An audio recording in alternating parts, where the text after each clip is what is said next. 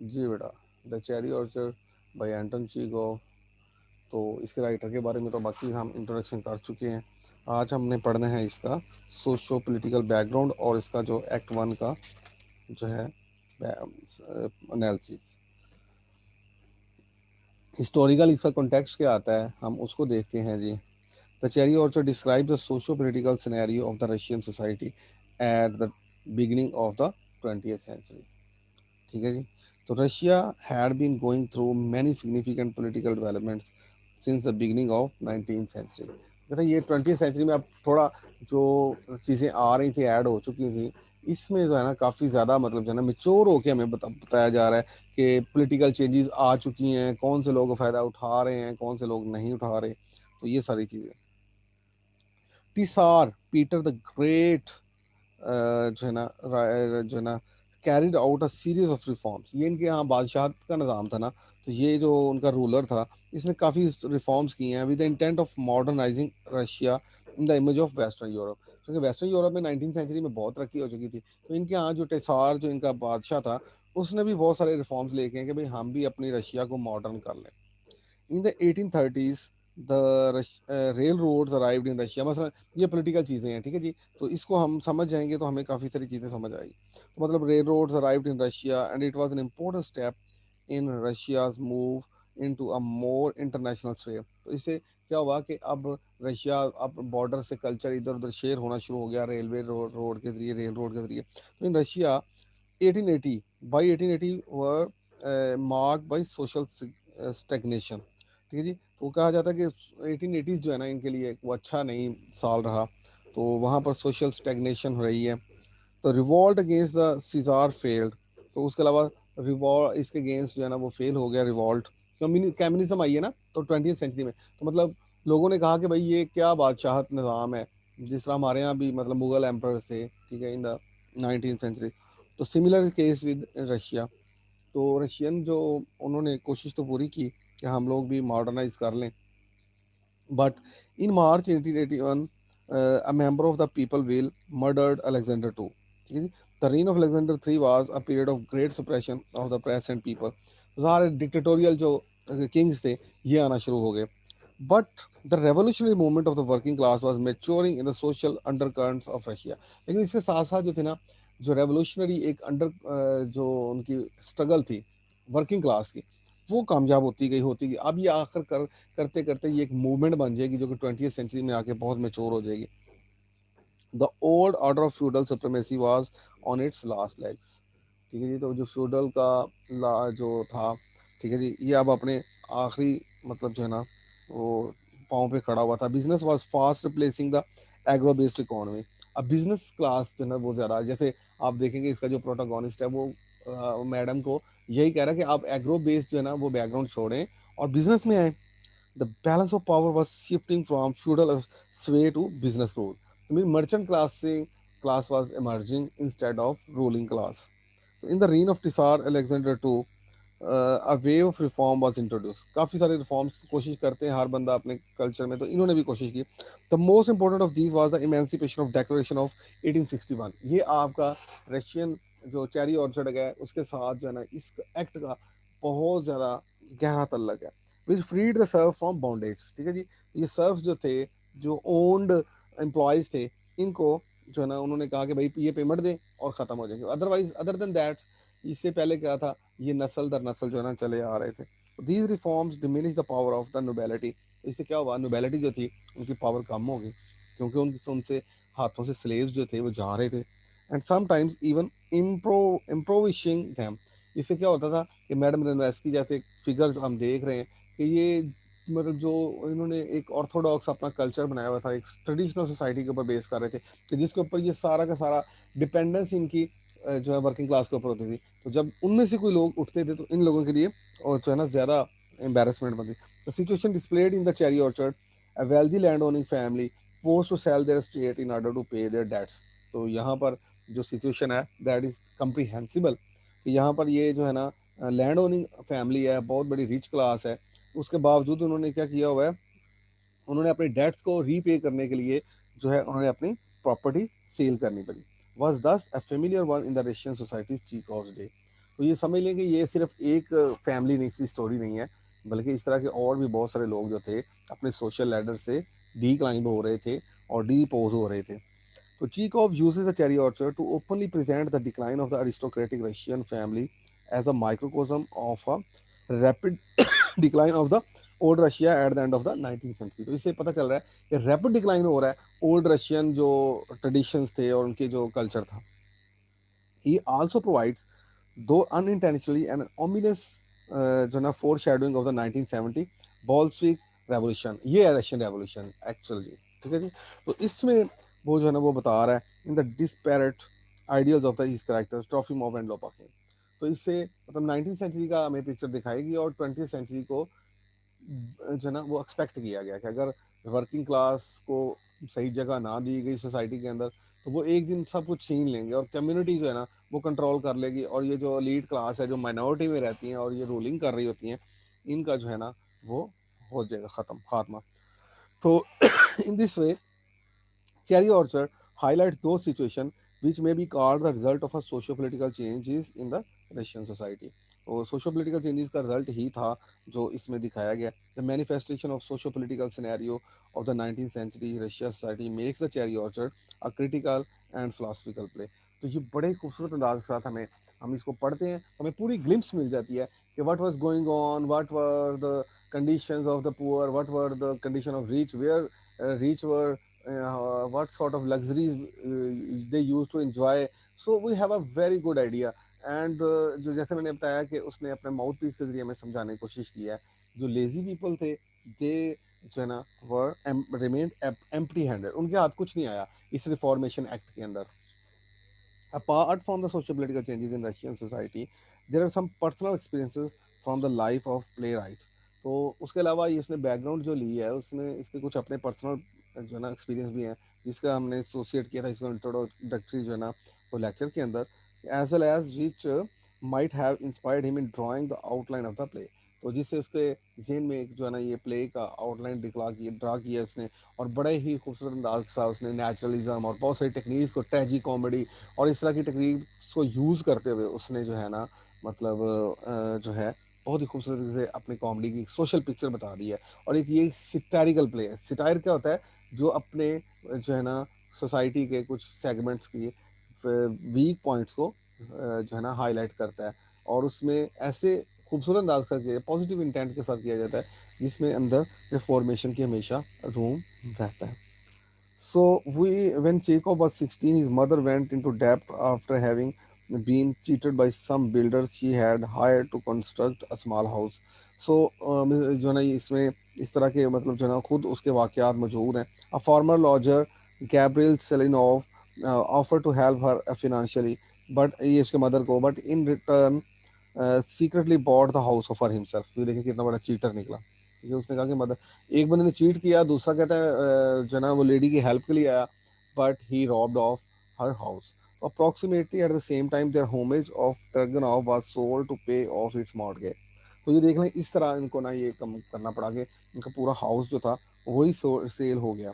तो these financial upheavals at an early age of the writer imprinted themselves on his memory greatly.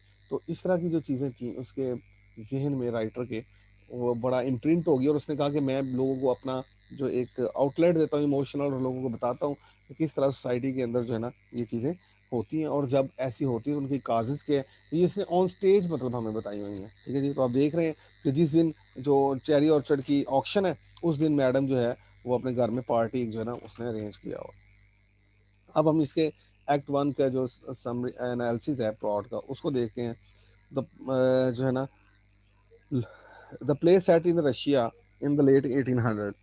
ये तो explain हो चुकी बात। Act one opens at the dawn, dawn means सुबह, in the month of May inside Lyubov और madam रेनवेस्की, लायाबोव कह लें या मैडम कह लें, Ranevsky's estate. The act are not divided into scenes. जैसा कि ड्रामा में यूजुअली होता है कि वो मतलब सीन्स में डिवाइड कर दी जाते हैं, ये वाला नहीं है। जस्ट पूरा पूरा एक्ट जो है ना उसमें आ रहा है और जो है ना एक्ट जो होता है वो क्या होता है उसमें चेंज ऑफ प्लेस हो जाती है थोड़ा। ठीक है जी। तो although the entrances and exits of different characters delineates distinct moments of action। अगरचे कि मतलब जो इनके इससे हमें पता चल जाता है कि करेक्टर कौन गया, करेक्टर आया। तो ये इसलिए थोड़ा सा ये प्लॉट इसका जो है ना ट्रेजिक कॉमेडी है ना, तो इसलिए कम्प्लेक्स प्लॉट है इसका। इसमें ट्रेजिक एलिमेंट्स है, कुछ कॉमिक एलिमेंट्स। लोपाकिन जो कि एक मेजर प्रोटागोनिस्ट है, a wealthy neighbour and Dunyasha a maid are waiting to for Lyubov her daughter Anya and their companion to return. Companion आपको पता है ना, शार्लेट थी, मैंने कल पिछले लेक्चर में एक्सप्लेन किया था। To Cherry Orchard from France, जो कि इसकी हाउस क्या नाम है, जो है ना हाउस कीपर भी है ये वाली आनिया की, ठीक है जी। तो ये they lived in France where she had spent 5 years, ठीक है जी, जहाँ पर वो 5 साल गुजारने के बाद वापस आ रही है। The room they are in is called nursery, जहाँ पर ये बैठे हुए हैं कौन कौन, लोपाकिन एंड दुनियाशा जो उनकी मेड सर्वेंट है, तो उसे नर्सरी रूम कहा जाता है, जो कि मोस्ट चेरिश्ड प्लेस है इसकी मैडम रेनवेस्की की। वो बड़ा लाइक करती है, जब भी आएगी तो वो कहेगी यहाँ पर मेरे पेरेंट्स की, फादर की जो है ना वो मेमोरीज जो है ना वो छुपी हुई हैं। Dunyasha and Lopakhin begin by discussing the tardiness, मतलब जो है ना ऑफ द ट्रेन, क्योंकि वो टाइम पे पहुंच नहीं पा रही, इसलिए वो जो है ना कंप्लेन करना शुरू कर रहे हैं। उनकी जो डिस्कशन है वो इस चीज़ से शुरू हो रही है कि there is no routine in this life style, why because train are not usually, they are usually late. And Lopakhin recounts his childhood memories of Lyubov university. और लोपाकिन जो है he is a well wisher of madam Ranevsky, so there he has come to जो है ना receive हर, ठीक है, उसके reception के लिए आया हुआ है। And there is a late night in the scene is in the late night. तो उसके बावजूद वो अपनी चाइल्डहुड की मेमोरीज उसके साथ शेयर कर रहा है कि मैडम बहुत अच्छी थी।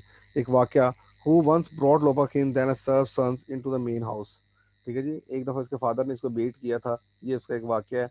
तो after his father struck him, उसके फादर ने उसको बिटरली जो है ना वो बीट किया था, to care for him and to wash him. तो his nose was bleeding and उसने उसको वॉश किया था देन। और आफ्टर लोपाकिन स्पीच, और उसके बाद ये वाकये में ये भी है कि उसने कहा था कि you will be all right when you get Mary.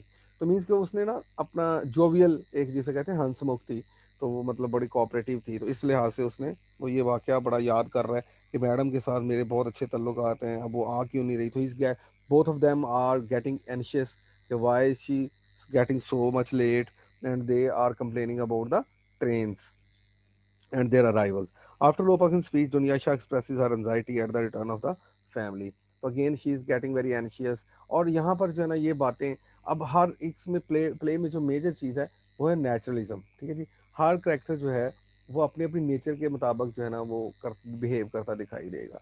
हर बंदे को अपनी अपनी पड़ी है, मतलब toward the end of the day you would see हमारी, मतलब जो है ना रियल, इसके अंदर ये रियलिज्म की एक फॉर्म है नेचुरलिज्म।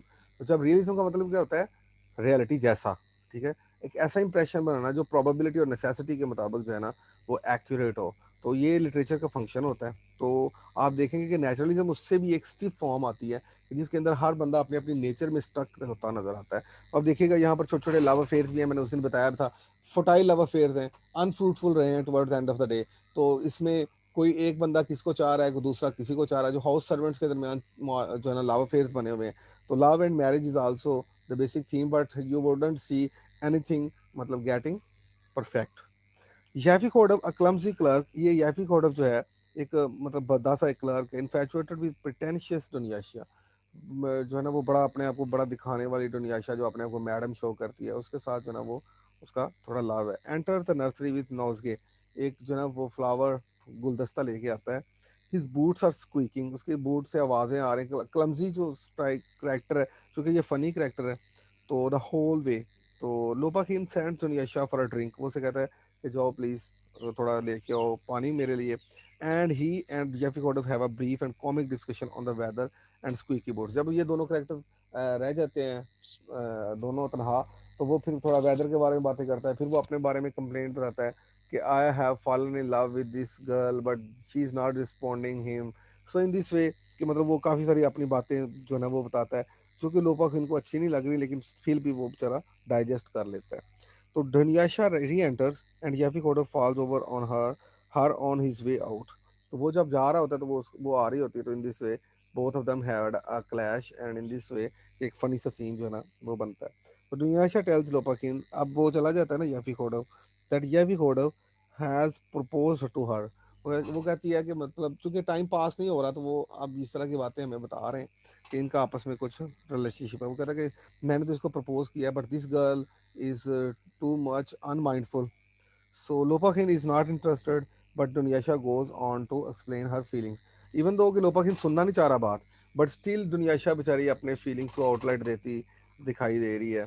तो she is fond of the clerk's personality. वो कहती है कि मैं इसको बड़ा like तो बड़ा करती हूँ, मुझे अच्छा लगता है, but not his clumsiness, and she does not know what to do. तो इसलिए वो कहती है मैं इसको शायद दिल से इसको टॉलरेट कर सकती हूँ, बट दिल से लाइक नहीं कर सकती, तो इसलिए she don't know what to do. Lyubov Ranevsky finally arrives. अब चूंकि वेट तो मेजर कैरेक्टर का हो रहा था, तो वो अराइव हो जाते हैं. लायाबोव रेनवेस्की क्राइज. तो लाइबो जो है वो आते ही थोड़ा रोना शुरू हो जाती है. Why? Because she sees her nursery room, as she often does. After a brief moment of welcome home chaos, the stage is empty except for Anya and Dunyasha. Anya जो उनकी बायोलॉजिकल डॉटर है, और Dunyasha उनकी maid servant है, who grew up together, जो दोनों ही एक दफ मतलब जो है ना इकट्ठे पले हैं. Dunyasha tries to discuss Yepikhodov, but only captures Anya's attention by mentioning that Trofimov, the tutor of Anya's deceased younger brother Grisha, is in the house. जैसे कि हमें पता है ना कि उसका भाई जो था वो उसका ट्यूटर जो है ट्रॉफिमोव है, और वो जो भाई था वो उसकी डूब के डेथ हुई है. ठीक है जी. तो वो डूब के मर गया था रिवर के अंदर नहाते हुए. So, Varya, the elder daughter, enters with an enormous ring of keys at her waist. ये इस चीज़ का सिंबल है कि शी इज़ अ हाउसकीपर. जो उसकी अडॉप्टेड डॉटर है वारिया, और वो उसने मतलब अपने इतनी सारी रिंग जो है ना वो कीज पकड़ी हुई हैं. तो Dunyasha leaves to make coffee and the sister थी यूनाइट. तो इन दिस वे दुनियाशा एग्जिट कर जाती है, और ये दोनों बहनें रह जाती हैं. In this way Varya carries with happiness at seeing Anya, and then feels distressed as Ania described the family's financial problems. पहले तो खुश होती है कि you are have come and I am much more जो है ना unworried no, but still she is hanging on that she has been in to a जो है ना deeper problem. Why? Because their bigger estate is going to be auction in the following 3 months. मतलब अगस्त में उसने auction होना है, मई में कहानी स्टार्ट हुई है, तो 3 मंथ्स है. आप देखिएगा इन 3 मंथ्स के अंदर देखेंगे कि ये लोग कोई एक्शन टेकअप कर पाते हैं कि नहीं कर पाते. तो लाइबा ऑफ इन्वेस्ट की state is already mortgage and she is run short of money. तो ये तो मतलब जो है ना पता है कि उन्होंने पैसे उधार लिए हुए हैं, और but she is use to living the luxurious life and is spending money she does not have. तो इवन दो कि उसके पास अभी मनी जो है ना वो इतनी ज़्यादा नहीं है, but still she is persistent in wasting her money. No the family can not pay even the interest on the mortgage. अब उनके पास इतना पैसा भी नहीं है कि वो कुछ मॉर्गेज ही पे कर लें. The cherry orchard will be sold in August. तो इन दिस वे 3 मंथ्स के अंदर टाइम है उनके पास. Varya hopes to marry Lopakhin. अब ये देखें इनकी होप्स जो है ना वो इस तरह लाइव रहती हैं कि they are finding to make any matchmaking. तो वो कहती है कि अगर मेरी तो मैरिज हो जाती है, तो then condition can get better. Other than that it would be very जो है ना ominous. So in this way, now the family cannot pay even the interest on the mortgage. The cherry orchard will be sold in August. So Varia hopes to marry Lopakin and society expects it. She tells Anya that she has not yet proposed. वो कहती है कि he is looking to be interested, but still not too much जो है ना कि he has proposed her. She is not much hopeful about her marriage due to the indifference of Lopakin, कि वो बड़ा मतलब बेरुख सा है ना. So in this way, क्योंकि वो अपनी नेचर में है, उसको ये है कि मैं बस पैसा कमा लूँ. He always looks at his watch, ठीक है, because he doesn't want to waste a single moment of time. So and announces that she wants to become a pilgrim. तो कहती कि फिर अगर मुझे ये बंदा प्रपोज नहीं करता, तो I would like to become a pilgrim instead of जो है ना बिकमिंग जो है ना अगर वो मुझे दुल्हन नहीं बनाता तो. So Anya ponders the significance of tutor's Trofimov return. कहती है कि ये जो ट्रॉफीमोव है ये आएगा, तो वो देख रही है सोच रही है अगर मदर को वो याद आएगा तो उसके बेटे की भी याद आएगी. She briefly describe the death of her father 6 year early followed shortly by the death of her younger brother. तो ये उनके साथ मिजरीज जो हैं, वो कहती है कि बड़े बड़े मेरी मदर ने बड़ी मुश्किल से कोशिश की है इन जो मिजरी से एस्केप करने की. Who drowned at the age of 7, जो कि मर गया था, उसका भाई जो था 7 साल. These events prompted Lyuba of university to go abroad and forget her misfortune. शायद इन्हीं वजह से वो बाहर चली गई थी और चाह रही थी कि भूल जाओ. तो जो है ना दुनियाशा रिटर्न्स विद काफ़ी. ये छोटी सी एक एपिसोड है. Yasha Lyuba of university social climbing servant enter with bags. अब हमें पता चलेगा कि दुनियाशा जो है ना किसको चाहती है, याशा को। बट याशा जो है यहाँ पर ट्रायंगल बन रही है, but Yasha is not looking to be interested at all. He does not recognize Dunyasha. पहले तो वो पहचानने से इनकार, क्योंकि ये जो याशा था ये फ्रांस में गया हुआ था ना, 5 साल मौजे मार के आया है। तो when he she tells her name he embraces her. तो वो जब उसे बताती है कि मेरा नाम दुनियाशा है, तो वो उसको ना गले लगा लेता है। Calls her a little pumpkin and ceases her around the room. और उसके साथ जो है ना फ्लर्ट करना शुरू कर। दुनियाशा स्क्वेल्स, वो दुनियाशा जो है ना वो एक मतलब जो है ना थोड़ा सा आवाज़ निकालती है delight, and Yasha runs out before. तो वो भाग जाता है, वो कहता है कोई देख लेगा, वारिया कैन रेप्रीमाइंड। इससे पहले कि वारिया देख ले, क्योंकि वो वॉच आउट करती रहती है, तो इसलिए वो ना भाग जाता है। तो इन दिस वे इनका एक छोटी सी एपिसोड हमें पता चला। तो आगे जो ना आनियाज reflections. Feeds a farmer, Feeds जो है 87 years old जो है एक servant है, a farmer serf and present servant enter the scene. He is talking to himself for his half deaf and questionable sanity. क्योंकि इसलिए शायद इसको सिंबॉलिक करेक्टर है इसका, इसलिए इसको हाफ डेफ और इसका डम बनाया गया है। इसकी बात ही समझ नहीं आती, ठीक है जी। शायद इसको कुछ सुनना भी नहीं चाह रहा, क्योंकि he has the symbol of old जो है ना Russian working class people. So although he is not quite communicating with anyone else on stage, one can tell he is delighted at his mistress return. अगरचे कि हमें उसकी आवाज़ तो समझ नहीं आती, लेकिन ये उसके जेस्चर से समझ आ रहा है कि वो बहुत उसको खुशी है। And his comments as usual are nostalgic and focus on events of years gone by. और उसका बस पुरानी बातें याद कर रहा है। He proclaims that now that he has seen his mistress come here he ready to die. इतना मतलब जो है ना वो गलीबल किस्म का सर्वेंट है, वो कहता है मैं मर जाऊंगा तो मेरे लिए बहुत खुशी की खबर है कि मैडम तो आ गई ना। तो अब बेसिक एपिसोड आने वाला है, ठीक है जी। लैब ऑफ रेनवेस्की हर ब्रदर गायब एंड नेबर्स पिस्चिक। पिस्चिक जो अब मैंने बताया था कि ये एक लैंड ऑनर है, ये भी इनका ये उधार मांगता रहता है। And Lopakhin enters. Gayev pretends as is playing billiards. ये हमेशा ना कोई भी इंपॉर्टेंट बात होने लगती है तो ये इमेजिनरी बिलियर्ड गेम खेलना शुरू कर। इस ट्रेडमार्क बिहेवियर जो कि इसका। Anya says good night and exits. तो आनिया चली जाती है, फिर से waits on Lyubov and Varya suggest that the guest go home. तो वारिया कहती है कि हम अंदर चले जाते हैं, रात बहुत ठंडी है। तो Lyubov Ranevsky thanks feels profusely and starts crying again. अभी भी वो वरीड में आ जाती है विद जॉय। फिर response to her thanks with completely unrelated comments. फिर इसको समझ ही नहीं आ रही कि वो क्या कहे, due to his hearing problems, क्योंकि उसको सुनाई नहीं देता। Pishchik and Lopakhin begin complimenting Lyuba. तो वो दोनों बड़ा मतलब एडमायर करना शुरू कर देते हैं मैडम को। Lopakhin goes on to complain about Gayev, who thinks Lopakhin a snob and insist that he loves Lyubov Ranevsky dearly. तो वो कहता है कि आपका भाई जो है ना मुझे अच्छा नहीं समझता, लेकिन मैं आपसे बहुत मैडम जी प्यार करता हूँ। तो library वेनेसी is excited and begins kissing the furniture.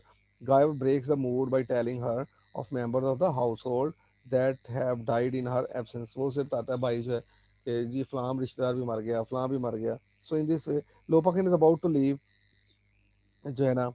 तो and he changes the subject with his plan to save Lyubov university estate from auction. वो कहता है सर मैं आपको मैडम मैं अगर आपको मशवरा दूं एज अ वेल विशर, तो if she cuts down the cherry orchard and demolish the old houses on the estate, तो she can build villas, sell them to newly arrived rich, ठीक है। तो specially one who flaunts newly acquired wealth to pay off the interest and make a profit. तो कहते हैं madam जी हम easily बच सकते हैं। लाइबा और investing Gayev do not understand the suggestion. उनके लिए ये सजेशन हालांकि मॉडर्न बात है, but they are not bound to understand his crux of the meaning. तो Pishchik changes the subject by asking Lyuba और इन्वेस्टिंग अबाउट पेरिस। तो वो कहता है कि आप मुझे बताएं पेरिस में क्या देखा। Varya enter with Yasha and two telegrams for her mother from Paris.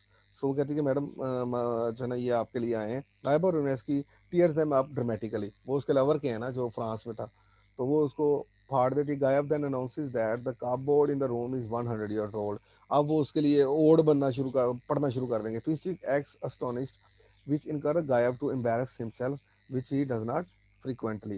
So he gets on his knees and recites a dramatic and ridiculous ode to the cupboard.